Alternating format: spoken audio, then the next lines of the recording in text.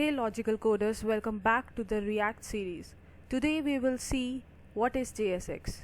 So JSX stands for JavaScript extension. JSX looks very similar to your HTML but has the full power of JavaScript. React doesn't require using JSX, but it is recommended to use JSX with React to describe what the user interface or UI should look like.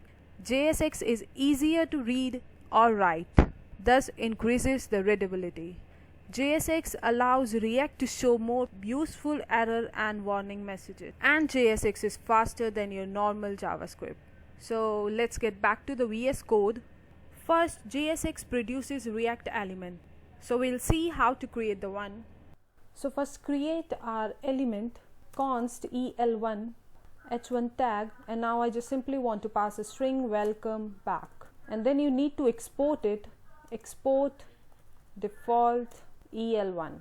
Go to your index.js file, and here I want to render the React element here instead of the component el1, and simply import it from your app component file. Import el1 from app comp. Save the changes and get back to your browser. So as you can see, welcome back. So this is how you can create your React element with the help of JSX. So this is nothing but JSX. As we have discussed earlier, it looks like HTML, but it is JSX.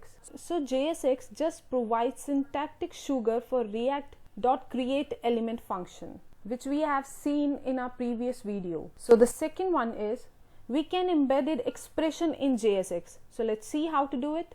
Let's take a variable const country India. Now define your React element. Just simply write I live in. Now here you need to keep one thing in mind, that if you want to define any expression inside the JSX, then you need to enclose it inside the curly braces. So simply write country inside this curly braces, and you are done with it. Save the changes and get back to your browser. So as you can see here, I live in India. So if you ever want to work with expression in JSX, just simply enclose it inside this curly braces. Okay, so now we know that we can write any valid JS expression inside the curly braces in JSX. So let's do one more thing here, const marks, and inside the h1 tag, I want to print the marks. Marks inside the curly braces 50 plus 30. Now you need to export this element. So export it marks. Let me just correct the spelling here, and go to your index.js file. Just make it to marks, and here as well marks. Save the changes and get back to the browser. So as you can see here, marks is 80. So this JSX expression get compiled to your React element, which are basically JavaScript object. So if you want to perform any mathematical operation in JSX, you can do that. Just simply enclose your operation inside this curly braces. You can also do any kind of mathematical operation here. Let's say I want to subtract 90 minus 30, and save the changes, get back to the browser. So as you can see, 90 minus 30 is 60 here. And I hope you have seen our last video in which we have discussed how to render element or your component. So if you want to render your element, just simply write your element name here, and if you want to render your component here, then you have to write it inside the self close tag. So just write app and close it. This is how you will going to render the component here. But for now, let's make it to marks element. Okay, now we'll see how to call a function inside JSX. Just simply define your function here, const fun, and I'm going to pass a parameter here which is marks, return, and then simply going to return marks here. So I'm using arrow function here, which were introduced in ECMAScript 6, and it provides a concise way to write function in JavaScript. So this is not the concept from React. Now I need to define a element here, const el1 h1 tags, and just simply write I have got, and now I want to call this function here.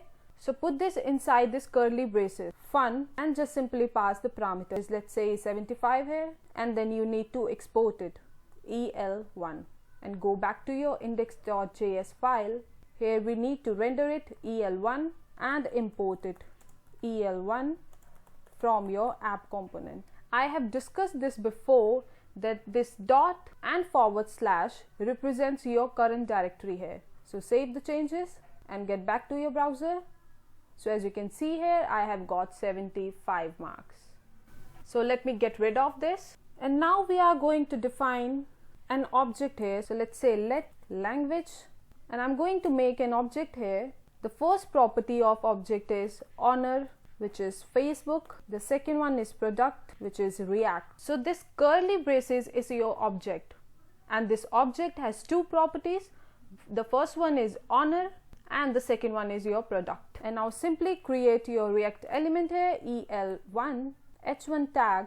Now put the curly braces, and now I want to access this object property. So how we can do that? Just simply write your object, which is language dot, and now as you can see here, we can simply access its properties.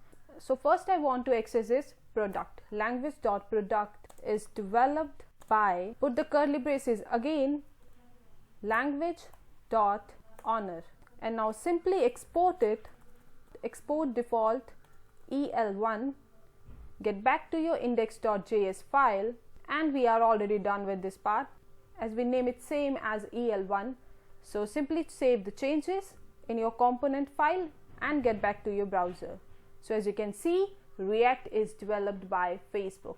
Okay, so if you want to access any property of object, just simply write the name of the object dot and its property and enclosed it inside the curly braces. So let's get rid of this now. And now we are going to do the example in which I am going to use both the previous example. So let me first create an object here, const language. Let's say its first property is 1, which is React, and second property is React Native. So this is our object, and now let's create a function here, const fun, and pass a parameter here which is language. And now I want to simply return a string here which says before learning dot language dot 2 should learn language dot 1, and just simply put it inside your h1 tag.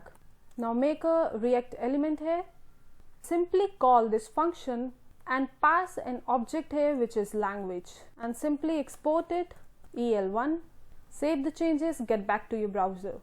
So as we can see, before learning React Native you should learn React.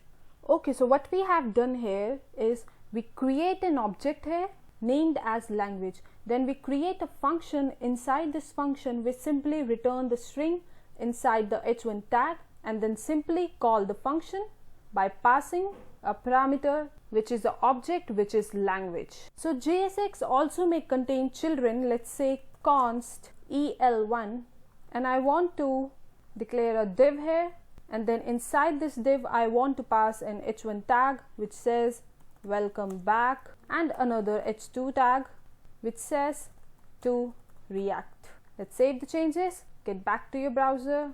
So as you can see, welcome back to React. So what we have done here, JSX contain children, so the string welcome back here and this to React is children for HTML element. So anything inside the tag is the children for HTML element here in React. So just get rid of this. Okay, so now we'll see how to make comments in JSX.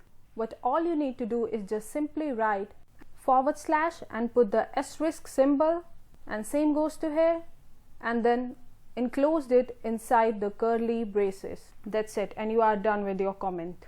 So as you can see, it becomes comment now. So this is how you make comments in JSX. Okay, so save the changes, get back to your browser.